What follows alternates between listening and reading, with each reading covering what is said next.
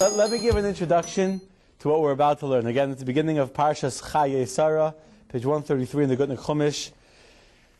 We ended off last week's class, or the whole entire theme of the last class for the last 2 weeks was about the binding of Isaac, right? The Akedat Yitzchak.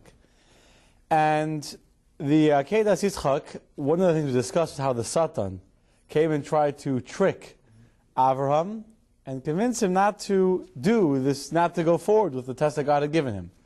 He came and he convinced him, he negotiated with him, he came to Yitzchak, he tried putting a river in the way, many things he did. In the end, the Satan realized he's not going to get Avram to change his mind. He's not going to get Yitzchak to go against his father. So what does the Satan do next? What does your kid do when you say no to them? Go to the mother. So the Satan goes to Sarah. Sarah didn't know where Avram was, remember. Avram, I told you, Avram got up early in the morning. One reason he got up early was he should leave the house before Sarah woke up. That's what killed her, isn't it? So he comes to Sarah and says, Sarah, where is your son Yitzchak? So she says, he went with Avram to go study about the laws of the sacrifices. And the son says, he didn't go to study the laws of the sacrifice. He went to be the sacrifice. Oh. And Sarah says, no, you're joking. It can't be. I don't believe you. No, I promise you. I don't believe you. Anyway, she tells the Satan she doesn't believe him, but she has a little bit of doubt. So she goes to the giant who lived in the town of Kiryat Arba, Hebron. His name was Achiman, Sheshai, and Talmai. 3 giants who lived there. And she comes to the giant and says, Mr. Giants, could you do me a favor? Go climb up on the mountaintop, look around anywhere and see if you see my son Avram and my son Yitzchak. And they look up and they see, sure, they're on the mountain somewhere, and Yitzchak is tied up, and Avram is holding a knife. Wow. And Sarah hears that, and it says she screamed 6 times, and her soul departed from her body. She couldn't handle the stress. Sounds pretty horrific, huh? Mm-hmm. So I ask you, Vivi, why does Sarah have to die such a death? She's so holy, that's what is my question, you know. Well, what is it, that she... So one explanation why she died such a death is because she was so holy. The Satan actually wanted to kill her before, but he couldn't. Well, the angel of death. By the way, the Talmud says that the Malach HaMaves, the angel of death, is the Satan. He's the Mekatrik. He's the prosecutor up in heaven who demands that we should be killed. He's the Satan who leads us astray. The word Satan comes from the word to lead astray. He is the Yetzer Hara. He's the evil inclination. So the little voice inside that says sin, the temptation, the accuser in heaven, and the one to carry out the punishment is all the same guy, you know. Now, and who gives the Satan those ideas? Is God? Yeah, God tells him to trick us. How God can do such a thing to such a holy man? Because every single person is going to die. Right. That is part of being a human being, is that your time will come when you have to pass away, no matter how righteous you are. Right. However, let me finish this point, I'll take the question. In order for the Malach HaMaves, in order for the angel of death to have a moment where he can have control over the person in order to kill them, for that moment the person has to be not involved in holiness. If a person is connected to God, if a person is involved in Kedusha and holiness, then the angel of death has no power over them. For example, there's a famous story in the Gemara about King David. David HaMelech was also a person who was so righteous, so connected to God, that the angel of death wanted to kill him. His time had come, and the angel of death couldn't kill him. And so what did the angel of death do? He went out to the garden. Even when the devil was walking on the street, he would say words of Torah by heart. His mouth, it says, he didn't stop learning for a second. It's about another rabbi. Rabbi also, his lips never stopped saying words of Torah. So what did the angel of death do? He went out to the garden. He made a lot of noise. He started shaking the trees in the garden, making it sound like there was an army coming, making noises like a trumpets and like an army. And so King David hears an army outside his window. He runs to the window to see what's going on. At that moment, when he stopped learning for a second to run to the window, at that moment the angel of death came and killed him. So the same thing happens over here with the Satan. When just her soul left her body, the Satan knew every single moment of her life. Sarah felt connected to God as if she was standing in front of God at this moment. There was never a moment she didn't feel that connection to God. So the angel of death could never kill her.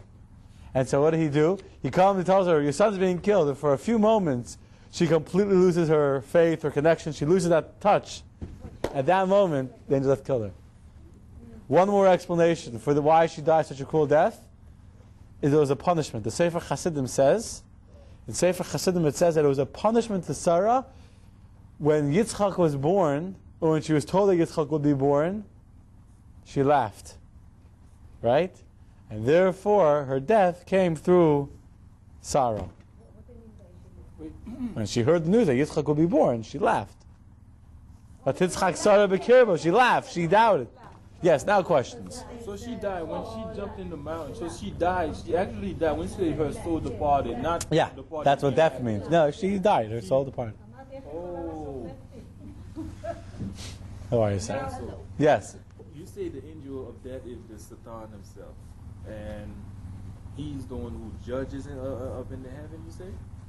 The Satan is the one that leads us astray. That's what the word Satan means. The Mekatrik is the prosecutor up in heaven, the accuser in heaven. He's the same dude. Just switches hats. After he finishes seducing you into sin, he goes upstairs and says, look at what that sinner did. Now, is our choice of that cuts for like a tozer, a kushav, the habed, He's quite a guy. Yeah. Okay. Yes, he is quite the guy. With that introduction being said, let us begin. Chaye Sarah. Let me make sure it's on. 1 second. There you go. Go for it. Chapter 23, verse 1. Sarah's lifetime was a total of 100 years, 20 years, and 7 years. The years of Sarah's life were all equally good. Okay. I saw you had a hard time reading that, right? 100 years and 20 years and 7 years. It could just say. So Rashi explains, based on the Medrash, that it's coming to tell us that each one of these numbers have to be read independently. When Sarah reached the age of 100, she was as perfect and clean from sin as when she was 20. And when she was 20, she was as beautiful and innocent and look as when she was 7. There's another version that reads the exact opposite. When she was 100, she was as beautiful as when she was 20. When she was 20, she was as innocent from sin as when she was 7. The point is, though, that the Medrash continues, and the Medrash says that the life of Sarah was perfect. Meaning that, I wrote it down over here. It says it is, God knows the days of the perfect, so too their inheritance is forever. Just as they are perfect, so the day is perfect. Meaning, she didn't 127, that's like a random number. It was 100 years is a complete number. 20 was complete. Everything was perfect. No, but God does. I can't define perfect. It doesn't mean perfect as in there's no blemish. It means it was whole. It was complete. Rather than the word perfect, it was complete. Perfect is the wrong word. Wait a minute, but I see, I breathe, I'm existing, it's perfect. I'm not talking money and beauty and stuff like this, but I'm waking up in the morning and I'm doing all of this. This is perfect. I feel good. Okay. I see, I breathe. So it's perfect. Then we want more because we are human beings. Then we wake up to the material stuff, and then we start to be crazy. You know what I'm saying? If you look in the classic question, let's see where it is over here. If you look at the Medrash on page 132, you see in the classic questions where it quotes why is the word used repeated. Look at the Medrash's answer. The verse states, you see that? Or you want to read that? To give this to Scott. On page 132, there's in the middle of the page, it says on the second column, it says the word Medrash. Years is written after every number, 100 years, 20 years, and 7 years, is to inform you that every number has its own message. Yeah, but read the Medrash, I'd rather. Rashi, I said. Rashi says that when she was 100, she was as innocent as 20. Next column. Oh, next column. See Midrash? The verse states, God knows the days of the perfect ones, and their inheritance shall be forever. Psalms 37:18, just as their days are perfect, their years are perfect too. At 20, she, Sarah, was as beautiful as at 7. At 100, she was as free from sin as at 20. An alternative explanation, God knows the days of the perfect ones. This refers to Sarah, who was perfect in her actions. Rabbi Yochanan said, like a perfect calf. Okay, what does that mean? So, well, let's discuss it. The word perfect. Okay? What do you say? Sarah was perfect? How do you define perfect, Uri? Perfect is The, definition of perfect is no flaws. Or an upright person. An upright person, basically. let me ask you a question. Perfect means that it's all every detail is perfect, or that all around is perfect? All around. Meaning you can have something that's flawed in the detail, but it's a perfect. Let me give an example. This book. One page in this book has some of the letters are a little faded. You can still read it. The book is a perfect book, and the book is complete. It's a perfect book. You look at every single page. Not every page is perfect. Having an imperfect. The content of the book is perfect. I'm thinking of a better example. Meaning, let's say the example of Sarah. Was every single day of Sarah's life perfect? What about before she found God? What about when she wasn't beautiful? There was a time when she was wrinkled and old, right? So when we say she's perfect, I mean every single day of her life she was always perfect? It means overall, if you look at the entire sum total of her life, the sum total of her life was perfect. Free from sin. Meaning she had perfected herself. You get something which is flawed and then fixed. That's a better example. Let's say you had a page that was flawed. You fixed it up. Right? Now the book is perfect. That one page, if you look at each individual page, is not perfect. Yeah, we're going to say something. Say no, when, for example, something you just said that caught my attention when she was on 100 about the wrinkles. But I thought back those days, people didn't, get wrinkles basically. So she probably looked exactly like a middle-aged woman. Isn't that the case, or the same case as Sarah when she was 100? When Sarah was 100, she had wrinkles, yes. So how do you say she was beautiful? No, but I thought people didn't grow old then till Abraham, asked God to make the difference between he and Isaac. That's the question. Oh, yeah. That is true. We did learn that. It's a good question. I don't know the answer to that question. It's a good question. It's a good question. We said that people didn't look old until Avram asked to look old. That's a good question.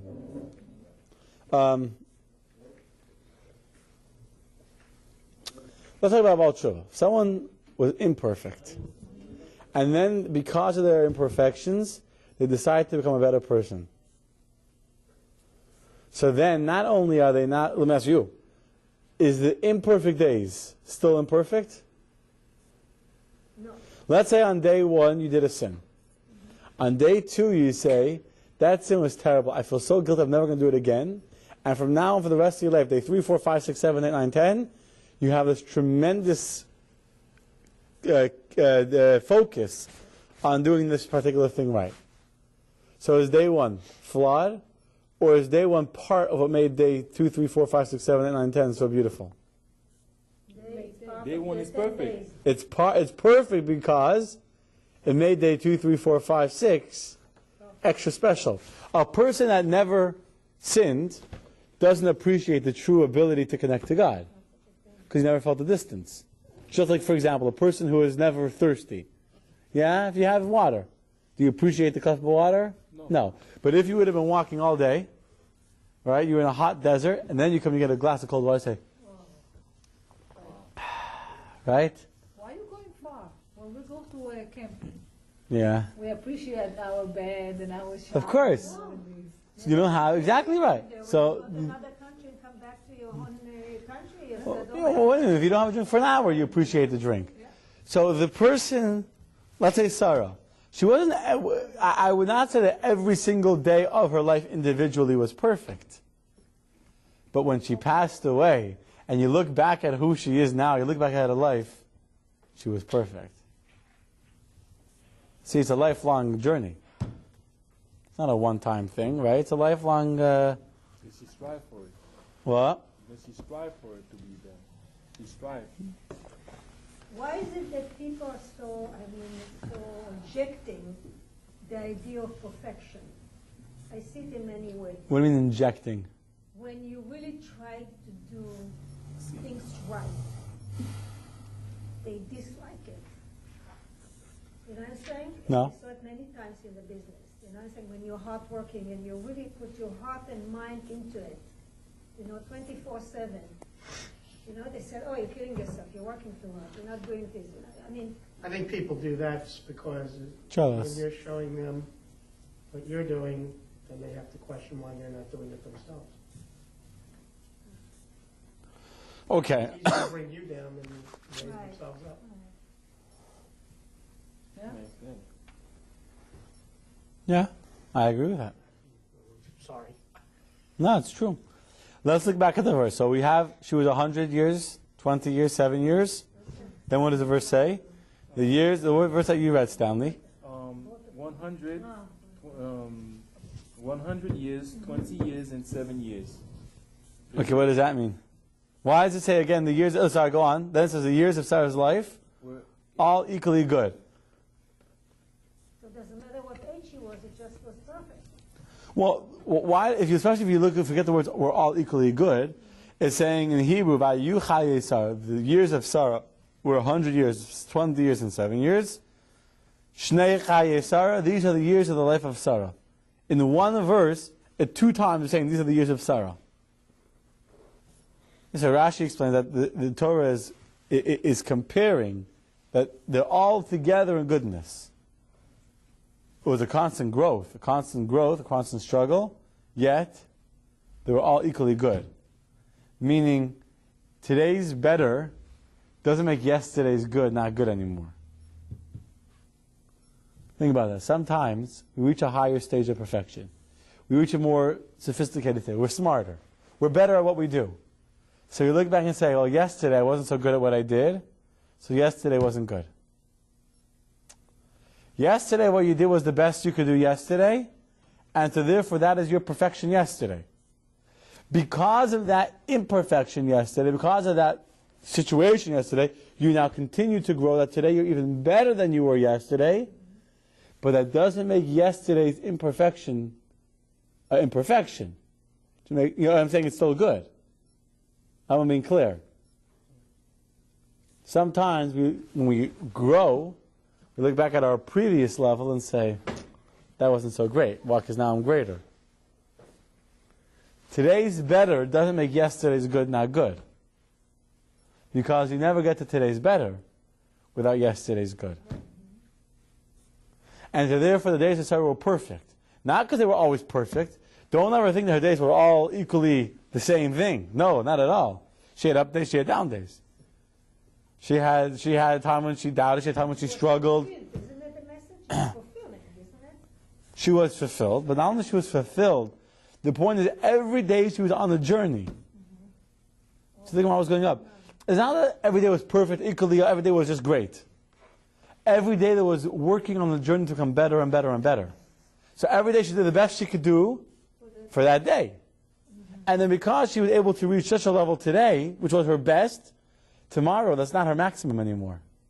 If today you can lift 10 pounds, then tomorrow 10 pounds is no longer your maximum. Tomorrow your maximum is 11 pounds. So if tomorrow you lift 10 pounds, you're no longer doing your maximum, although yesterday the trainer told you perfect, you lifted 10 pounds. It was perfect for yesterday. But today you got to lift 11 pounds. At the same time, don't say, well, I lifted 11 pounds today, so yesterday's a waste of time because I only lifted 10 pounds. No, if you wouldn't have lifted 10 yesterday, then you wouldn't be able to do 11 today. Well, you can't stay in grade, first grade when you're alive. You have to grow up. Of and, course you not. know, Yet first grade is fundamental for you. You can't get to second grade without first grade. So first grade is perfection for the first grader. Once you finish first grade, now you're in second grade, and first grade is no longer good enough for you. Even though yesterday, it was perfect for you. Got it? Give you one more explanation. Didn't Sarah die prematurely? Didn't Sarah die prematurely? Her soul left her body when she saw Yitzchak was being bound. We discussed before you came that Sarah saw a vision. She saw the giants described that they see Avram holding a knife over Yitzchak is tied up. She heard that she shrieked. She screamed 6 times, and her soul left her body. She died. So she hadn't really finished her life. It wasn't like she was an old woman, went into bed and passed away. She was... her mission, so. Okay. I can tell you not. I can tell you, right what the Rebbe says.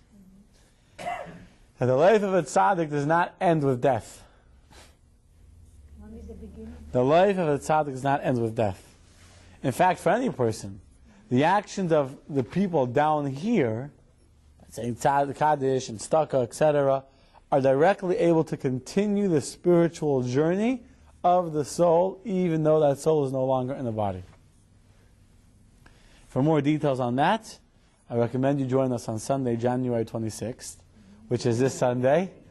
And we're doing an educational seminar here in the shul, 6 o'clock p.m. Sunday, January 26th. We'll have several lawyers here, and I'll be discussing what happens to the soul after death. They'll be discussing what happens to your estate and to your money after you pass away. It's good to know what goes on. It's a class. I'm doing a different style class. Instead of just a Torah class, I'm trying to bring in guest speakers and combine with the Torah message and with the worldly message that has a value. People should be prepared for the inevitable, right? It's not a marketing thing. It's just an educational thing, but it'd be good to come. Okay. Why is mentioned that she died, 3 times? What is it said? What did it say she died 3 times? No, why the word of the years repeated? We just discussed that. Tell you that 100 is equal to, each one has to be run independently. She was 100, she was 20, and she was 7.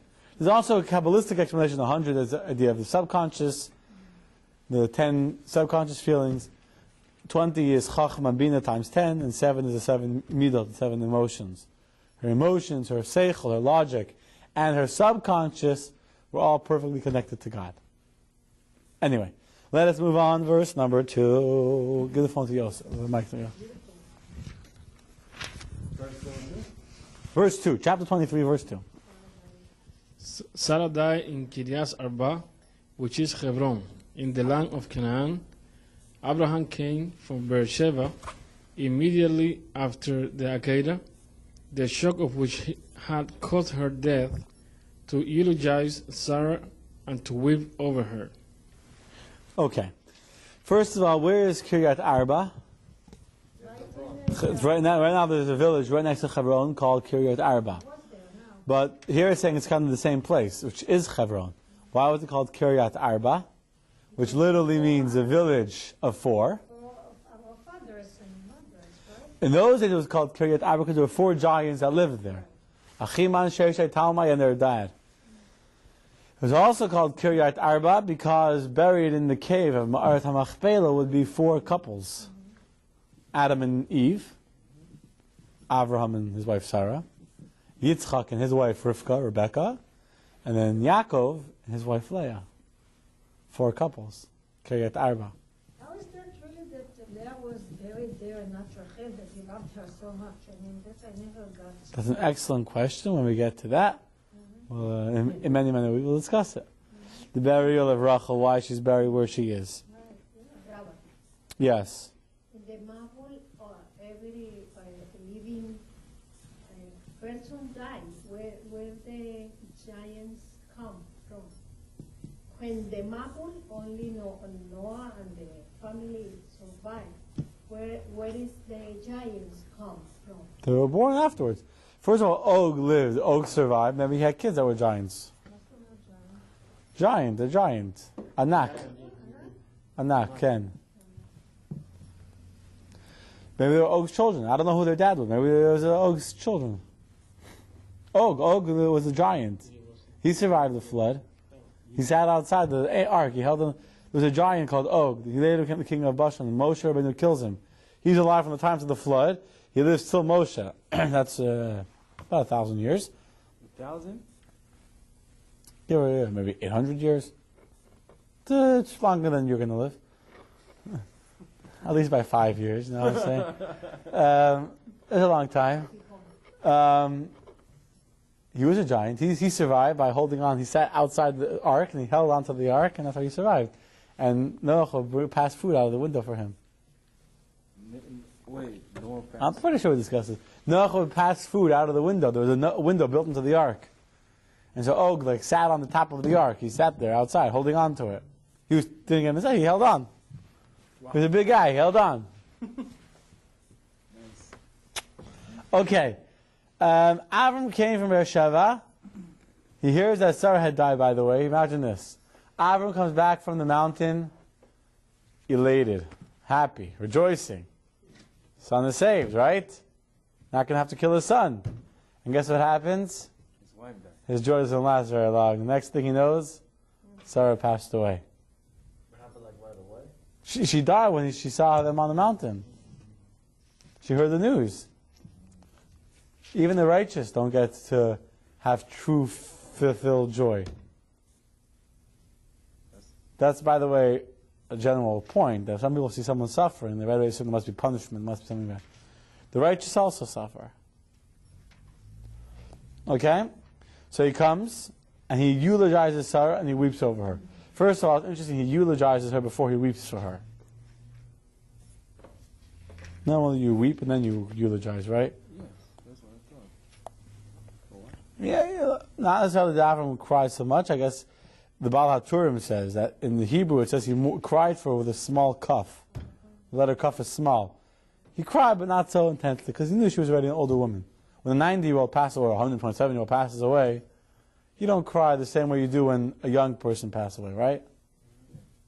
Old person, they lived a good life, they saw their grandkids, they led a... It's sad. It's not a tragedy. What was the eulogy? You all know the eulogy. What is it? What is the eulogy? Hesped. Sped? Hesped. Oh, he's talking about. Talking about it. What was the eulogy said about her? There's even a song to it. There's even like 10 songs to it.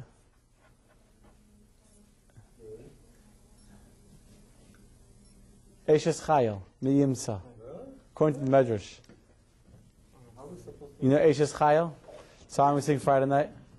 Yeah. Song we sing. Written. See, it's interesting. What do you think? It doesn't say. It doesn't say it. It doesn't say it at all.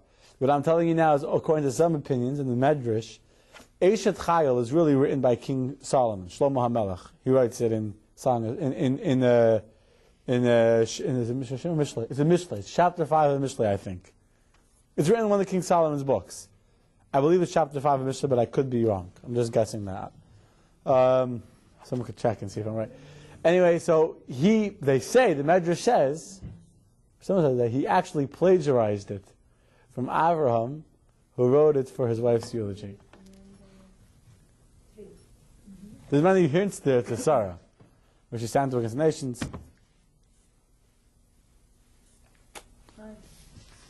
Okay? Eishes Chayil Miyimsa, a woman of valor who can find. That's his eulogy. Who can find a woman like my wife Sarah? And that's why, indeed, by many funerals for a woman, I personally don't say it, but they do have, by funeral in the books, there is a Eishes Chayil printed there for a woman's, yeah. Okay? Anyway, verse number 3, page 135. Abraham got up Take, from in front of his sick wife. meaning after he sat Shiva, he stood up from the mourning period and time to go bury her. He spoke to people of, what is this? CH? Ches. Faith? Spoke to the people of Ches, saying, Saying, who is faith? what? Who are they? They're people. I never heard about faith. B'nai Ches. They're not around anymore. Yeah. Today they're B'nai Chase. No, I'm just joking. That was a joke. No, Make this באמת. life. What? Who are they? לא, באמת, לא, עם כל התורה שאני לומדת, I never came across that. That's why you're here at the class, right? To always learn new things. Go on, Vivi. You're doing good. He stands in front of the people of Chase and he says, Finish the verse, baby. finish reading. What does he say to them? Saying, I am. Yeah, but that's four already. You want me to? It's okay, yeah. Verse 3 didn't say, verse 3 just said he stood up. An immigrant and a resident among you. Let me have some land for a burial ground with you, so that I may bury my dead from in front of me. Okay. So, what's he saying? What's he saying, Avram? I am a, well, first he says, Ger v'toshav anochi machem. Ger means a stranger, a foreigner. What does Toshav mean? Resident. A resident. I'm a foreigner and I'm a resident amongst you. Either you're one or the other. Either you're a citizen or you're not a citizen. But who is it telling? Either you have papers or you don't have, right? It can't be both. What? He's saying to people, he's saying, Avram is starting his speech. He's saying, look, I'm a ger and a resident. I'm an immigrant and a resident amongst you. Let me have some land so I can bury my wife. But what's up with I'm an immigrant and I'm a resident? Avram is saying to him as follows. I know, and you know, that I'm entitled to this land. God has promised me the entire land of Israel to be mine for my children. So theoretically, if I wanted, I can come by force, say, this is my land, give it to me. Yet I'm willing to not fight for that. I'm willing to allow you to maintain the national rights to the land, but I want to have private rights to this property. There's a big difference between a national right and a property right, or private right. My home is privately owned by me, but it's part of the national right of the government of the United States of America. Not China, at least not yet. Never know in a few years from now what will happen, but for now it's still owned by America. It's in their national property, yet it's also my personal, private property. So I'm saying I am entitled to take by force this land that's mine. It's my land. But I'm willing to buy it from you, let you maintain your national sovereignty over the land, and just sell me this piece as a private piece. And in the end, they agreed to this, but they want a condition. What they want in return? They want him to promise that when indeed the Jews do conquer the land of Israel, they should not take the city of Yevus, which what they call Yevus, which is what we would call the Temple Mount, the land of Yerushalayim. That was their territory. And they said, this city to promise us, when the Jews conquer it, the conquer land of Israel, will remain our territory. Indeed, when Yeshua comes through and conquers the land of Israel, that land, that territory stays in the hands of the Yevusim. It's not conquered right away. Only, no. Only 7 nations. Eretz HaKnani, HaChiti, HaMoiri, HaPrizi, HaChivi, HaYevusi. Only when King David, many hundreds of years after the Jews entered the land of Israel, does King David come to fight against this land. And they were actually, he first wanted to buy it from them. And they tricked him, I don't remember the details. They had to hammer it out on copper plates. On copper plates, where Avram had promised, like a contract, that he wouldn't conquer this place. So they had to buy that land of Yevusi, that land of Yerushalayim, in order to make the temple there. By the way, there's 3 places in Israel that were paid for. Marta Machpelah, the cave of, where the forefathers buried in Hebron. So why he's going Where else? to see? 1 second, where else? That's what I said, that in Hebron, the cave where Abraham and Yitzchak and Yaakov and their wives are buried. That's one place that was paid for in hard cash, but there should be no debate over who owns this land. Number 2 is, I just told you, the place of Yerushalayim. King David pays for it. Number 3 is the place in Shechem where Yosef is buried. Yaakov pays for that territory in Shechem. Shechem. Yaakov buys the land in Shechem. Yaakov buys it. He pays for it. What is it there? Where are the 3 areas that are most contested, where we have Arabs fighting against the Jews for it? Yosef's tomb in Shechem, Marta Machpelah in Hebron, and Temple Mount. We got to stand strong with ours. We paid for it. The Torah makes clear. Avram says, I'm not negotiating. I don't want any gifts. We're going to talk about it in a second. He comes, this guy Ephron. It's a gift. Take it. A present to me and you. What is money? Baba Maisa, says Avram. I want to pay for it. I don't want to be beholden to you for anything. I don't want you to change your mind. I don't want you to claim that it's still yours. I don't want you to claim it was a temporary gift. It was a loan. I want to be crystal clear. And this is mine for all future generations. Okay? What is in Shechem now? Where Yosef is buried. Yeah, but That's where they killed the 2 Jews. I don't know, the soldiers. They lynched them a few years ago.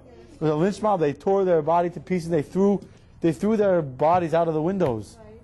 You saw the picture of the hands, of the bloody hands? But this is the area in Shechem? Mm-hmm.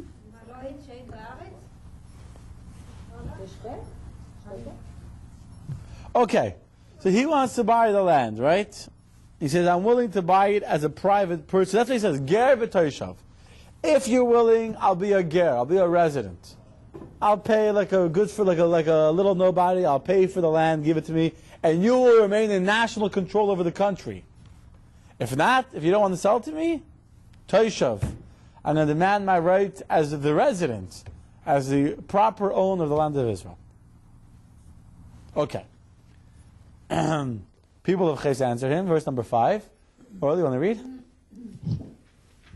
The people of Ches answered Abraham, saying to him, listen to us, sir.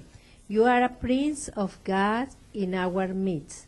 You may bury your dead in the choicest of our burial places.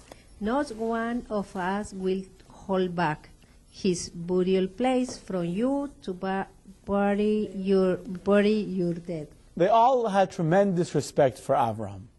Avram was very, very well acclaimed by everyone. And in fact, the entire land came together to mourn together with Abraham the death of Sarah.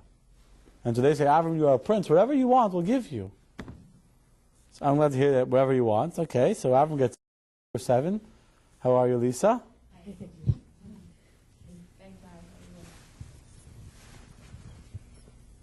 Abraham got up and prostrated himself to the people of the land, the people of Hes.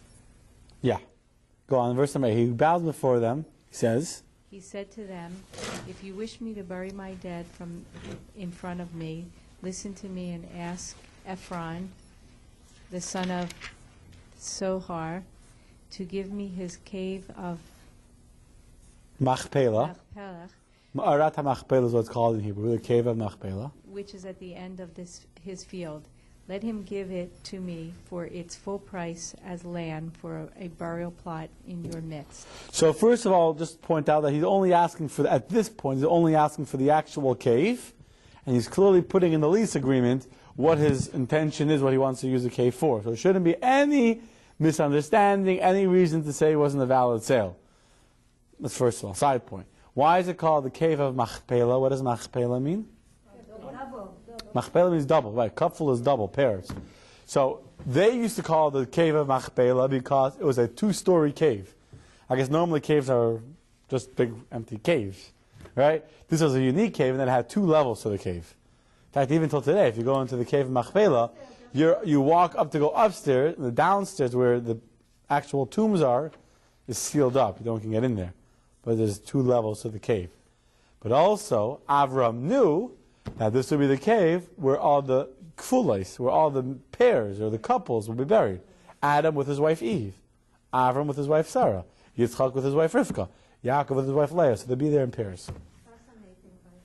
Fascinating? Here's a fascinating reason why it's called Machpelah. Give you another reason, which is an interesting reason. The door of the event, this point of the planet is the door to the Gan Eden. Yeah, I'll say it in a second. One more reason why it's called Machpelah is because when Adam was buried, Adam was also a giant. Adam was very, very big. He was too big to fit into the grave. And so when God buried him, he had to fold him in half, like a sandwich. So he was buried there, not a couple, he was buried there doubled. Machpelah. Yeah, I like that look. Yeah. Since the time of Adam and Abraham was a very long time, right? So God must have told Abraham, hey, this is where Adam is buried, basically. How did Avram know about this place? How did Avram know about this cave of Machpelah? How did he know this is where Adam and Eve are buried? How did he know this is where he was destined to be buried? Well, God told him. How did God tell him? When the angels came to tell him that Yitzchak was going to be born, so it says that Avram ran to go get 3 oxen, 3 calves, to go slaughter them for the meal. So it says that Avram ran. Where do you run? Go to the barn. You go to the stable, they take out all the thing, you have to run. So the Medrash actually says that one of them escaped. So one of the oxen, or one of the calves, rather, escaped. And so Avram was chasing after it. And this calf ran all the way to the gate, to the opening of the cave of Machpelah. And he came there and he saw this tremendous light coming forth from the cave, and he smelled the smell of Gan Eden. He said, this is a holy place. This is the opening to Gan Eden. This is where I want to be buried. So from then, right, he knew in his mind where he wanted to be buried. He had the spot marked out. Ephron, the owner of the cave, he didn't know anything special about the cave. He just looked in the cave and saw darkness. They didn't know there was anything inside. Yes. Question, Scott. You had a question? No, yeah. Oh, yeah. In there, now, it's under the supervision of the Arabs. No. Ma'at Machpelah? No. I was there. All army around. It's scary how you can have to pass in to come into it. And I said to myself, wait a minute, Abraham bought it. Why they don't agree to let us be? You understand? I said, and on the top above them, it's a misgad of the Arabs. Yeah, I hate that. Oh my God. Yeah, they have the speaker blasting, yeah. Yes. My question is, yes, he smelled the smell of Gan Eden, but how does he know, hey, this is where they... He felt the energy. He felt it. Okay, let's continue. Next verse, verse number 10. Due to Avram's importance, Ephron sat in high position among the people of Ches. Ephron, the Shittite, responded to Avram in front of an audience of the people of Ches, who had all stopped, worked, and come to the gate of the city in honor of Sarah, saying, "No, sir, I will not accept your money. Listen to me. I have given you the field, and I have given you the cave which is in it. I have given it to you, in the presence of my people, to bury your dead." Okay, so first of all, at that very moment that Avram needs Ephron, right away the people elevate Ephron to a position of importance, so that Avram shouldn't have to negotiate with a nobody. They make him right away an important person. Ephron the Chiti originally didn't want to do anything for Avram. And then the people of pressure said, look, Avram is a great guy. We've got to be nice to him. He's our hero. So Ephron the Chiti was a cheap guy. He didn't want to do any favors, but he had to show off. So from everyone in a loud voice says, Avram! No problem. The field is yours. The house is yours. The cave is yours. It's all yours. There's a house on the property also. It's all yours. Now really, Avram understood, and he says, it's all yours. Avram didn't know who he's dealing with, and as we said before, Avram didn't want to get any favors. Avram didn't want to borrow it or get a gift. Because a gift, what does it mean? You're still beholden to the one that gave you the gift. And to a certain extent, the person that gave the gift still maintains some connection with that object. Maybe yours, it's hanging in your closet. You know the joke of the mother-in-law that sends her son-in-law 2 ties for Hanukkah. Right, yes, right. Send him 2 ties. So she comes to visit for for Pesach. So he's a good son-in-law. He knows from one of the ties his mother-in-law bought him. So he's very proud. He's wearing the tie mother-in-law bought. His mother comes, takes one look at him, looks at the tie, says, "What's the matter? You didn't like the other tie I sent you." Right? So the point is that she gave him the tie and it was hanging in his closet, but she's still holding on to the tie. She still feels a connection. Avram doesn't want the Hittite or any of the people in the land to have any kind of connection to his burial plot. It should be 100% exclusively territory of the Jews. Okay, continuing. Question. Yes, ma'am. They call his wife dead. Why it's not like? Why doesn't say I want to bury my wife? Why they say bury the dead? I will bury my dead here. Well, that meaning not only his wife, wherever family members. Oh, Uri, very good. Very good. He's referring to himself too. No, Uri, he's on the money tonight. He also wants to be buried there. He's buying, and not just for Sarah. He's buying his own plot as well. Go on. 11, verse 12. Yes. Yes, Rabbi Vivian. Avram was an important guy. So, because he was important, they didn't want that he should have to negotiate for a field with some yokel, some nobody. So they elevated Ephron. When you're a classy guy, you only do business with classy people. Okay, verse 12, page 137. Abram threw himself to the ground in front of the local people. He spoke to Ephron in front of the gathered audience of local people, saying, "But if only you would listen to me, I have the money ready for you for the field. Take it from me, and I will bury my dead there. I will bury my dead there." Okay, he's saying, do me a favor, don't do me any favors. Like no longer in life, maybe? What? Using the terms of dead many times. No, I think we're right. He's planning on burying all of his dead there. He's planning on burying his kid there. But we don't use the Yitzchak. terms when somebody passed away. We said passed away. Dead, it's too harsh. You know what I'm saying? In my terms of thinking, you know? It is what it is. What word should you use? Passed away, because it's another... No, you're talking about not a person. You're talking about the person that passed away is dead. Gone. Let me bury my gone over there. Okay. Right. Doesn't work. You bury your... It's definition then. It is definition. I don't know if the word's so harsh in the Hebrew. It sounds maybe harsher in the English dead. No, it's mad. That's what it is. Right. Okay, let's go. Verse number 14. Okay, get back to Stan. Stan, take the mic. Ephron replied to Abram, saying to him, "Sir, listen to me. What is a piece of land worth? What is a piece of land worth 400 shekels of silver between friends like me and you? Forget about the money and bury your dead." Yeah. Sounds like a real shyster. He is. He's a real, yeah. Money, don't worry about it. Right.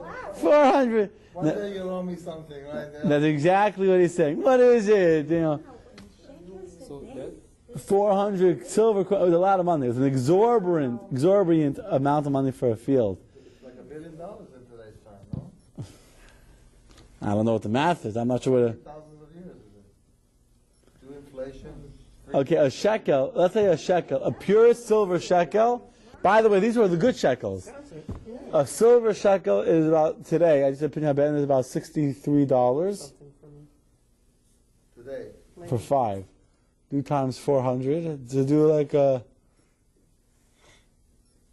That's a nice amount of money. I'm not sure exactly what it is. It was a big pile of silver coin. It wasn't the... Yeah, 400 pieces of silver. And not just pieces of silver. He asks him, Avram pays him with the best kind of currency. He pays him with, we'll read in a second, a currency which is acceptable anywhere. It's pure silver. How did Avram make all his money? Exactly. That's what I want to know. What did he do? cattle, plantation. All I see is that the only thing is bring people to his house. But how do you God blessed him. The Pharaoh also gave him the money when No, Sarah but was at יש the לך palace. אמונה Wow. באמת. He's right. Joseph is right. שנה לשנה, How did he make הקדוש it? ברוך הוא have for you. He didn't come You from think you're Sarah. making it, Sarah, but when he's Sarah really went giving it to you. Pharaoh's palace, Yeah. he freed her and gave him money of the servant and his daughter. She's Hagar. Right. The and nowhere does it say that Avram never had money. Avram, what does actually? Avram came from a wealthy family. Nimrod, Terach, his father was a minister in Nimrod's palace, so chances are his father had money, and he was blessed by God. And if you got God's blessings, you can make money. If you don't have God's blessings, ain't gonna work. No, without God's blessings, it ain't gonna work. ראית מה שאמר קודם? In a moment that you are weak or you're not doing the right things, אתה יכול לאבד את החיים שלך, you know? Right. Okay. So I says, what's 400 silver coin? No big deal. Hint, hint. 400 coins, you got a deal. Right? Oh, so Rabbi, so when Yeah. somebody mentioned the specific, there's a problem basically. What? When somebody mentioned, No, you gotta know how to listen. Look at verse 16. Give this mic to Scott. Read verse 16. First 4 words. Abraham listened to Ephron. He listened to Ephron. What does that mean? He listened to Ephron? You did the deal, no? What did Ephron say? Exactly. Ephron said, what's 400 silver coins? It's a gift. And Avram listened. Avram hat verstanden, we say. She understood already, between the lines, Scott says, he understood what does Ephron really want. He's not going to say, I want 400 silver coins, because he'd be embarrassed to ask such a huge amount of money for all of the other people. So he's pretending he's going to give us a gift, and then he'll come find a way afterwards to get it back. If you want me to sell it to you, I want a lot of money. So they're not going to ask straight up, but Avram listened. Avram understood. Go on. Abraham weighed to Ephron the amount of silver that he had mentioned in the presence of the people of Ches, 400 shekels of silver in standard currency, and he accepted it. Standard currency means that it was pure silver that was tradable anywhere. It wasn't like a local kind of currency that didn't have as much value. If you look in the Hebrew, third to last line of the Hebrew text, Vayishkol Avraham le'Ephron, third to last line of the Hebrew. Vayishkol Avraham le'Ephron means that Avram weighed out to Ephron the silver. But notice how Ephron's name is spelled. Ayin, Fei, Reish, Nun. Every other time where it says Ephron's name, it's spelled with a Vav. Ayin, Pei, Reish, Vav, Nun, Sofit. This time when Avram is actually paying Ephron, his name is written missing a letter. Why? It's not a typo. Lost his spiritual sense, his morale. What? Yeah, he become his... He was a real Rasha. A Rasha talks a lot and does very little. There's some people that talk a little, they do a lot. And some people are big talkers, but they don't do a lot. They just talk about what they do. It's a rule in general, a rule in life. Applies for donations, applies for a lot of things. The more someone talks, chances are, the less they do. People that do don't have to talk about it as much, because they know they do. Avram was a big talker. Oh, it's a gift to our buddies, 400 coins, what's that between me and you? But Ephron, I mean. But when Avram was giving him the money, you know what Ephron was doing? He was pocketing it. He actually took more than 400 coins. As Avram was weighing it on the scale, make sure it's pure, exact silver, Avram's actually sticking some in his pocket. He's stealing some on the side. Besides that he's overcharging a huge amount for the field and for the cave, he's pocketing some extra. I didn't say a word. So that's why I was missing, because he's a big talker, didn't know what he said. And because of that, he thought he was gaining more money. He thought he was going to get richer by stealing extra money. Actually, you know what happened to him? He lost all of his wealth.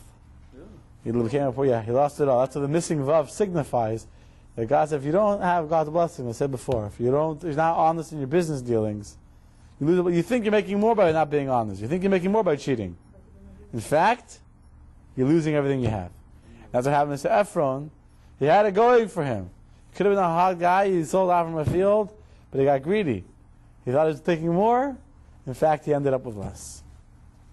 Verse 16 of chapter 23. Oh, we just read that. Sorry. Verse 17. Yosef. Abraham listened to Ephron. We just read that. Verse 17.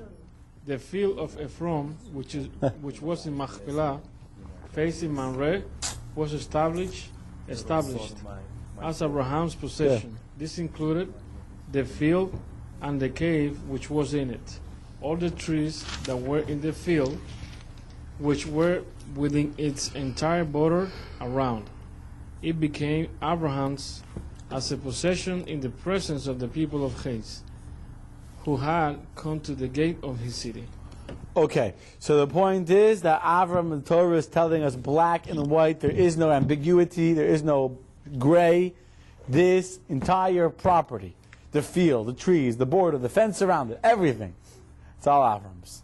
And therefore, it's the Jews. Clear. By the way, little side historical thing, if you ever go to Hebron, which by the way is a beautiful place, and the spiritual energy you feel in Hebron is amazing. You feel Hebron is one of the 4 places in Israel that are described as holy places. The Tzrab, which is called Ir HaKodesh, Tiveria, Yerushalayim, and Hebron. It's a holy place, and you feel it in the air. When you're in that section of Avram, whatever it's called, you feel it.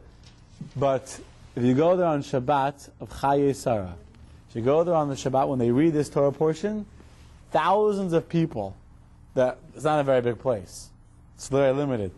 Thousands and thousands of people come from all over Israel to spend Shabbat, either in Hebron or in Kiryat Arba, which is a little village right next to Hebron. You can walk from one to the other. There's a little more space. Hebron is surrounded by the Arabs, so there's a little development called Kiryat Arba. And thousands of people come. Because this is the Shabbat, when God says in the Torah, Hebron Yishalanu. Hebron is our city.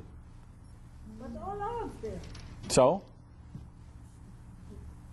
But the Arab, let's stop there. If we have Yeah. the documents that it's ours, why they making it so difficult for us to have it? Because they want it. Why they make it difficult? They want it. And we have to be able to say clearly, sorry you want it. There's a lot of land for the Arabs. You have about 3 million acres or something. I don't know what they have. You have the whole Iran, the whole Saudi Arabia, the whole Iraq, the whole Kuwait. You have 27 Arab countries, whatever it is over there. Go find yourself another piece of territory.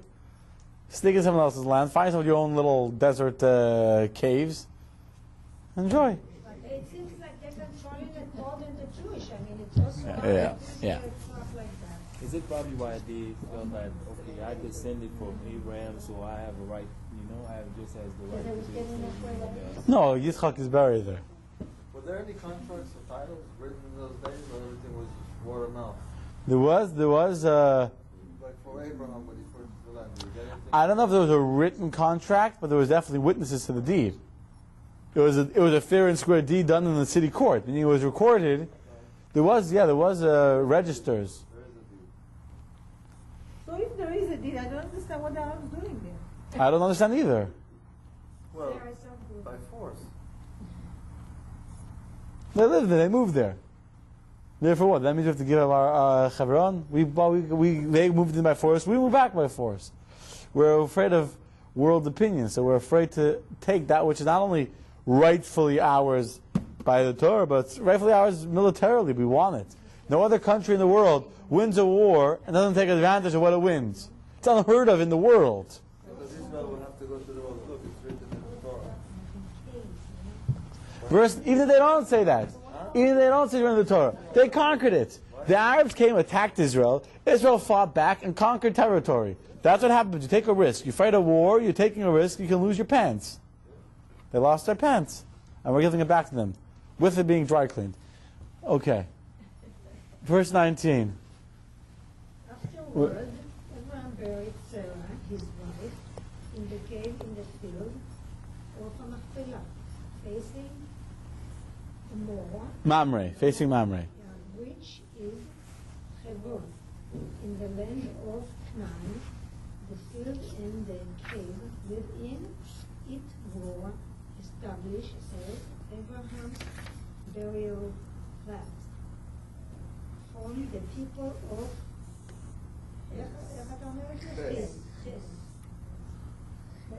Yeah. Okay. So it was established here, by the way, to answer the question earlier, it was established in the city register. It was an established fact that this is Avram's burial plot. It wasn't just something done like in a backroom deal. It was established, it was recorded, it was noted, and done. It's a document. Yeah. Yeah. Let me end with the following question. Okay, we'll end with this. Yeah, we got time. Let me end with the following question. Going back to the beginning of what we started reading today, but I wanted to end with this. What is the name of this week's parsha? The parsha we're reading. We started Chaye Sarah, which means the life of Sarah. And what does the very first verse tell us? Or the second verse? She dies. And what does the parsha talk about? The death of Sarah, the burial of Sarah. Then it talks about the marriage of Yitzchak, how they move on. And then it talks about how Avram remarries Hagar, or Keturah, how Avram has other kids. Then it talks about how Yishmael, it comes back to the home. Yishmael was a kid that she kicked out of home and she didn't like him very much. And the parsha ends describing the entire family lineage of Yishmael. Why is that? And that parsha is called Chaye Sarah, the life of Sarah, when she's not alive for one verse of it. Maybe this is what happened during That's the eulogy, course right? of her life. Say what? That's what happened during the course of her life. No, so all stuff happens afterwards. Everything that's going to happen in this parsha are things that happen after she dies. So why is it called the story of her life? Yeah, good question. Good question, huh? It seems like three generations is passing by with her story. I mean, that we are studying. It's like her death, and Ishmael come back, they marry Agar, I say so. Maybe just show us stages. What was the life of Sarah? 150. No. Sarah began her life just like Avram. Sarah began her life being open, accessible to the whole wide world, teaching women day and night, being there, sharing, giving, caring, unconditional love. Just like Avram was unconditional love. And then one day, she has a child. And Sarah realizes that if I want to raise a child who will maintain the integrity, who will maintain the connection and the purity to remain true to who we are, I'm going to have to change a little bit. Because being open and welcoming to everyone is great if you're very strong in who you are. Then you can welcome the world without bending, right? But if you're a young child and you're being molded and you have the whole world coming before you, it's a dangerous place. And so Sarah, by the way, the name Sarah, what does the name Sarah mean? Sar. Sarah is a minister. Sarah Hashem. Sarah is a minister. She's aloof. A minister means she's exalted. Sarah realizes that this child, Yitzchak, is not just another child. Yitzchak is special. He has to be raised special. He has to be treated special. He has to understand that he is something unique and that he has a divine mission to accomplish in the world. And so from then on, Sarah becomes the ultimate, like any mother, fighter for her child. Starts with Yishmael, who she kicks out of the house, right? Because she feels like Yishmael is a bad influence on her son. Avraham does not like that idea at all. And Avraham protests, and God says, listen to Sarah. Whatever Sarah says, Shema B'Kir, listen to her voice. When it comes to the parenting, you got to follow her footsteps. So she sets clear boundaries between him and the world. She sends him out of the house, sends Yishmael out of the house, and she raises him to be pure, to be who she is. However, when do you really see the life of a person? When do you really see the accomplishments of a person? Not when that person's alive in front of you. When they're gone. If you want to know if someone was truly successful, you got to look at the legacy they left behind. You got to look at who is there afterwards. Look at their children. And based on the children, you can see what she really did. Look at this entire parsha, and in fact, the entire parsha is really one proof to another how the mode of Sarah was successful. It begins with the burial in Machpelah. What is that? It's taking the grave of Adam and Eve, the father of all humanity, which was anyone's place, and making it special for the Jewish people. Right? The exclusivity of being a Jew. Then what happens after that?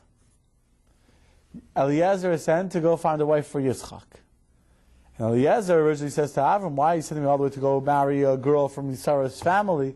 Let's find a local girl. Maybe someone from there will want to come here.